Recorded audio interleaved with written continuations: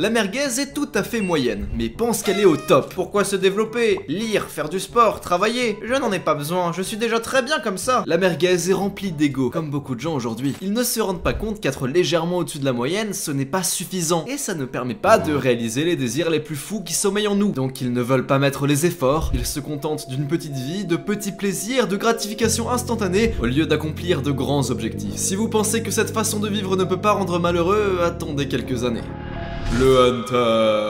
Le Hunter est l'homme ultime. Il a fait top 1 dans le Battle Royale de la vie. Mais pourtant, il agit comme s'il n'était pas le meilleur. Quel exemple d'humilité. Quand on lui parle de ses accomplissements, il répond qu'il n'en est qu'au début de son développement personnel. C'est tellement inspirant. Le Hunter évite l'ego, tout comme le monteur de cette vidéo évite l'URSSAF et les impositions.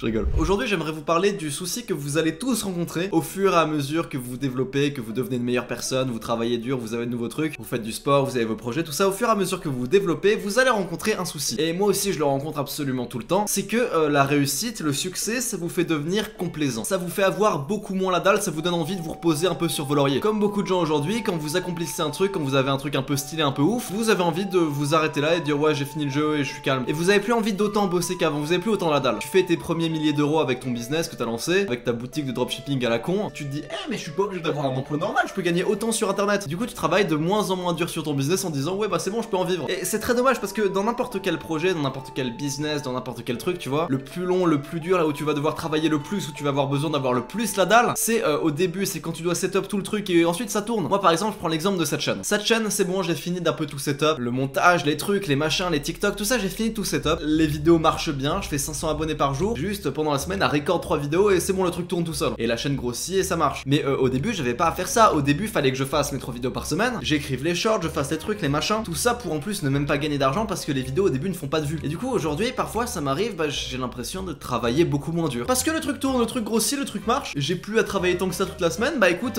du coup, je travaille moins automatiquement. C'est inconscient, mais je travaille moins. Et peut-être que ça t'arrive aussi. Peut-être que toi, maintenant que ton business, ton truc est setup, tu te contentes du minimum et tu arrêtes de travailler très dur, tu vois. Peut-être que pareil à la salle de sport. Peut-être que t'as eu le physique cool, le physique que tu voulais. Maintenant t'es bien, t'es beau gosse, t'es musclé, et du coup tu vas à la salle juste pour maintenir, tu vois. Tu fais plus si mal, tu vas plus en mode hardcore, t'essayes pas de surcharger à chaque fois, t'essayes juste de pousser et ça te fait même plus mal au final. Honnêtement, ça m'arrive trop, ça m'arrive vraiment trop. Et je sais que je suis là à parler de développement personnel comme si j'étais un mec qui était un pro et tout, c'est pas vrai. Moi aussi ça m'arrive et ça m'arrive vraiment beaucoup d'être complaisant en fait. C'est vrai que maintenant que j'y pense, si j'ai fait des progrès à la salle, si je vois que je me suis bien musclé, ou alors si je vais à la boxe, que je vois que j'ai bien tapé, que j'ai été bon à la boxe, je me suis bien entraîné et tout, ça va m'arriver de plus en plus souvent d'aller manger de la merde, genre le lendemain, tu vois, d'aller au fast-food, un truc comme ça, ou de me commander une connerie sur Uber Eats avec des potes, et ça va vraiment m'arriver, mais genre souvent, tu vois. Pareil, si j'ai record plusieurs vidéos dans la semaine, bah le reste de la semaine va être un peu moins hardcore. En fait, quand vous commencez à atteindre un bon niveau de réussite, un bon niveau de succès dans un domaine, j'ai l'impression que inconsciemment, automatiquement, tu vas te mettre à ralentir, à te reposer sur tes lauriers, tu vois. Mais genre vraiment inconsciemment, t'as l'impression de beaucoup bosser, mais finalement quand tu prends du recul, finalement t'es pas en train de travailler si dur. Parce qu'en fait, je pense que inconsciemment tu ne taffes plus si dur parce que t'as déjà l'impression d'être au max, t'as déjà l'impression d'être au maximum des résultats que tu puisses avoir. Moi, je suis à 500 abonnés par jour avec cette chaîne là et je me dis ouais bah c'est le maximum que je puisse faire, et inconsciemment tu vois, et du coup ça va me dire que ouais je vais pas besoin de plus mettre d'efforts et tout. Si j'ai besoin. En fait le souci des gens c'est que les gens ont un peu de succès, réussissent dans un truc, dans un domaine, dans des études, dans machin, je sais pas quoi, et ensuite ils font le même truc, ils continuent de faire la même chose en boucle sans effort supplémentaire. Donc la croissance elle atteint quasiment un niveau 0 et c'est juste de la maintenance, tu vois. Comme le mec musclé qui va à la salle, qu'en fait qui est déjà musclé et qui va à la salle, finalement même plus il se fait plus mal, il va plus à l'échec. Et même moi en vrai à la salle je suis un peu comme ça. Honnêtement j'ai fait 3 ans de muscu, j'aurais pu vraiment condenser ça en un an. Genre si on prend uniquement les parties où j'étais à fond,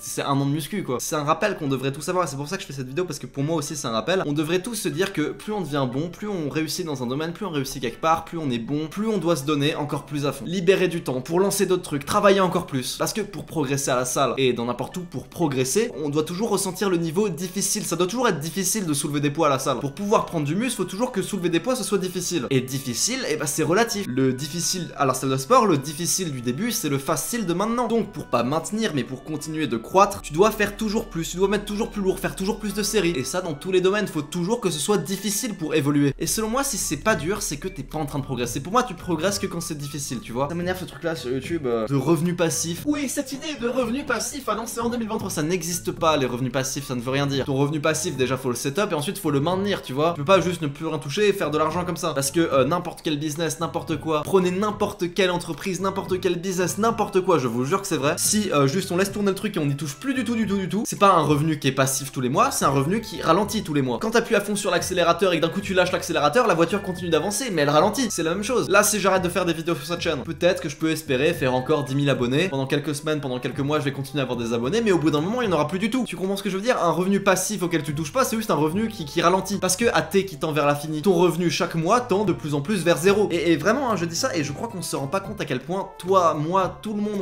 on est tous un peu dev perso ici, mais on est tous un peu complaisants aussi. En 2022, franchement, j'étais quand même stylé. J'avais la chaîne YouTube, je faisais de l'argent en ligne, je faisais les clips là. J'étais un peu connu, un peu beau gosse, musclé et tout. Ok, j'étais bien, tu vois, en vrai, j'étais stylé. Mais j'ai pas progressé. Entre début 2022 et fin 2022, y a pas eu de progrès en fait. J'ai pas progressé du tout.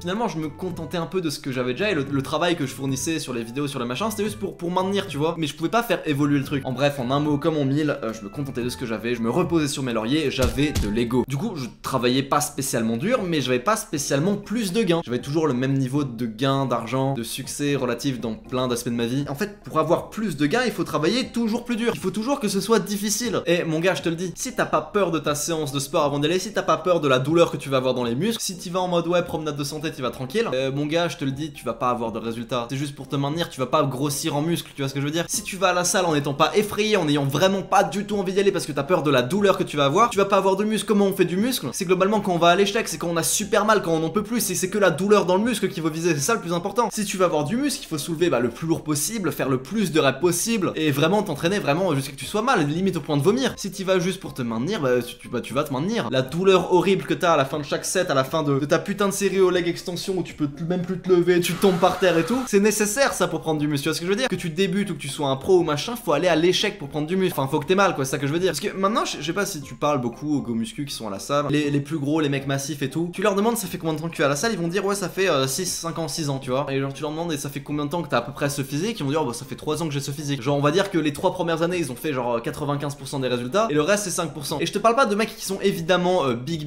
qui peuvent plus prendre. Je te parle de mecs qui sont bien mais qui peuvent prendre encore un peu, tu vois. Bah il y a 3 ans qui n'ont servi à rien, il y a 3 ans où ils ont juste maintenu. Parce que maintenant aller à la salle c'est devenu une habitude quotidienne parce que c'est devenu tellement facile pour eux que du coup bah ils arrêtent d'intensifier le truc. Alors que si tu veux vraiment prendre du muscle, il faut intensifier toujours et encore plus, tu vois. Faut vraiment toujours essayer d'aller chercher toujours plus loin, toujours plus dur. Et en vrai je fais le mec et tout, mais c'est moi aussi, même là moi avec cette chaîne là c'est ce qui se passe. Tu sais là je me dis waouh dinguerie, cette chaîne elle fait 1000 balles par mois. En 3 mois seulement de grind, j'ai set up un truc, j'ai set up une chaîne, j'ai set up une communauté qui fait 1000 balles par mois. Waouh, c'est vraiment incroyable, c'est de la folie. Et donc là dans ma tête je me dis que inconsciemment, je sais pas, je peux ralentir, que dans quelques temps, voilà, dans quelques mois, dans peut-être un an, à force de continuer de faire des vidéos et tout, j'aurai sûrement peut-être un bien meilleur salaire. J'aurai un salaire correct en un an de taf. Et des fois je suis dans ma tête, je me dis mais putain Lohan, tu te rends compte que y a des gens qui travaillent pendant 5 ans dans leurs études pour avoir leur job, et moi en un an de travail je gagnerais autant que ces mecs là au bout de 5 ans de travail. Et donc parfois ouais ça m'arrive, je deviens complaisant, et même encore actuellement. Genre des fois voilà, j'ai fait mes 3 vidéos pour la semaine et puis voilà, je perds du temps. Bon, quand je dis je perds du temps, je suis pas en train d'aller sur TikTok faire des conneries, tu vois, je perds du temps différemment. Mais tu sais des fois le mardi, dès le mardi, j'ai fini de record des 3 vidéos et hop, je me dis bon bah voilà, ma semaine est finie. Et du coup bah je fais un peu rien de mes journées. Genre voilà, je fais des trucs un peu productifs, mais je fais pas les gros trucs, je fais pas des trucs très productifs, je suis pas en train de réfléchir à de nouvelles idées, à implémenter de nouveaux trucs. Je suis là, peut-être je lis, j'écoute des podcasts, évidemment je vais à la salle, je vais à la boxe, tout ça, c'est les seuls trucs un peu productifs que je fais. Mais c'est pas ce que je devrais faire. Non Lohan, non, fais pas ça. T'as fait 3 vidéos dès le mardi, bah cool, super. Maintenant prends de l'avance. Oui mais j'ai déjà 10 vidéos d'avance, bah super, prends encore plus d'avance. En fait je deviens complaisant parce que dans ma tête j'atteins le point de ouais ça grandit suffisamment donc j'ai plus besoin de m'en occuper, j'ai juste besoin de maintenir le truc et ça va grandir tout seul. Et c'est peut-être vrai ce truc là, peut-être que c'est vrai que si je maintiens le truc, vu que c'est quand même pas si facile que ça de faire des vidéos, je veux dire c'est pas hardcore mais c'est pas non plus si facile, bah je travaille donc la chaîne grossit d'elle-même, tu vois. Mais en faisant ça franchement je me sens pas super bien. Honnêtement ma santé mentale va bien, ma santé mentale est au top quand je fais que bosser, tu vois. Tu vois il y a des semaines entières où genre je parle à personne. Je suis vraiment en mode full monk mode, je dors, je me réveille, je médite, je fais mes trucs, je fais mon store, je taffe genre pendant 5-6 heures d'affilée, je fais une petite pause, voilà j'ai le droit à une petite pause, c'est bon. Je retaffe pendant 5 heures d'affilée, j'ai bossé genre 10 heures pendant la journée. Le soir je vais courir ou je vais chez Orlando et puis je me couche le soir, je suis complètement crevé mais je suis trop heureux, tu vois. Mais quand je te parle de ça, c'est les meilleures semaines de ma vie quand je suis en mode comme ça, tu vois. Vraiment c'est des semaines où soit je dors, soit je travaille et c'est vraiment trop bien, ma santé mentale va super bien quand je suis comme ça. Je suis vraiment genre premier degré très heureux. Je sais pas si forcément vous l'êtes vous, mais moi je suis un bâtisseur. J'adore taffer, j'adore créer, j'adore être productif. C'est là que je me sens le mieux dans ma tête, c'est quand je crée, c'est quand je suis productif. Vraiment je suis plus heureux comme ça quand je taffe, quand je deep work à fond sur une tâche à haut niveau de concentration, à haut niveau souci, genre un gros problème qu'il faut que je résolve et tout. Pendant plusieurs heures à fond sur mon bureau, je suis vraiment très heureux, plus heureux que quand je fais les trucs productifs mais moins durs. Genre littéralement, si je peux écrire des vidéos, record, résoudre résoudre des problèmes pendant toute la journée, ou lire des livres, écouter des podcasts, parler à des gens, faire des calls, tout ça, je préfère deep work, je préfère la journée d'autiste, parce que ça me rend heureux. Et je pense savoir un peu pourquoi d'ailleurs. Pour moi, le bonheur, enfin le fait de se sentir bien dans sa tête, avoir une bonne santé mentale, pour moi la joie, tu vois, le contraire de la dépression, c'est le fait de faire des progrès. C'est progresser dans un projet qui te tient à cœur. Et je suis désolé de te le dire, mais si t'es pas heureux actuellement, évidemment hors deuil, hors trauma, hors ce genre de choses, mais si t'es pas heureux aujourd'hui, si t'es un peu en dépression, tout ça, je te le dis, mais c'est sûr à 100%, c'est que tu n'es pas en train de progresser, t'es pas en train de voir des résultats dans un truc qui te tient à cœur. Peut-être que tu es en train de progresser, peut-être que tu vois des résultats dans un domaine qui te tient pas à cœur, mais si t'as un domaine en tête qui te tient à cœur et que t'es en train de progresser, que t'es en train d'avancer, tu travailles dur et tu vois les résultats, je te jure que ce n'est pas possible d'être malheureux, c'est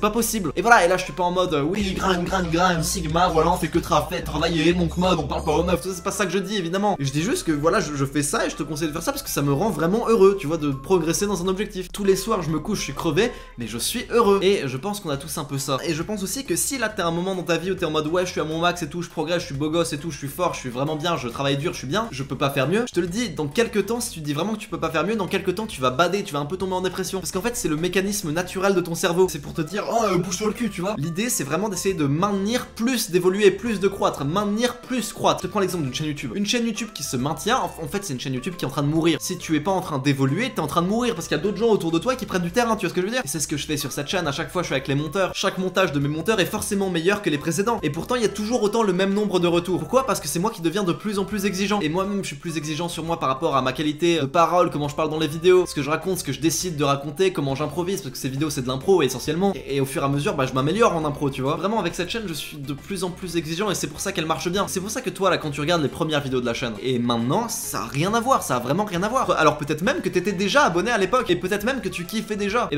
je te le dis, re-regarde les anciennes vidéos de la chaîne, ça n'a rien à voir, le rythme est pas bon du tout. Même là si tu regardes cette vidéo genre dans un an et que tu la compares aux vidéos qui sortiront du coup à ce moment là actuellement, mais c'est pareil, c'est sûr qu'il y aura une différence de fou, tu vois. Et en fait le niveau d'exigence, le niveau de difficulté est le même, mais juste comme c'est relatif, c'est de plus en plus difficile les trucs, mais pour toi ça semble facile. Tu vois par exemple comment ça, le premier truc que t'as à faire c'est juste de soulever des poids. Globalement juste en faisant ça va être dur, tu vas avoir mal et tu sais que tu vas progresser. Et c'est déjà difficile en fait. Par contre si t'es à la salle depuis 5 ans, là faut faire le programme de fou, 4-4-2, contraction volontaire, série à l'échec. Chaque série est minutieusement pensée, chaque temps de repos, genre pour gagner 2% d'hypertrophie par-ci par-là. À chaque fois en fait t'as pas le choix de faire ça pour progresser. Tu dois maintenir et tu dois évoluer les deux en même temps. Abonne-toi à cette chaîne, c'est gagnant-gagnant pour toi comme pour moi. Je te fais des bisous.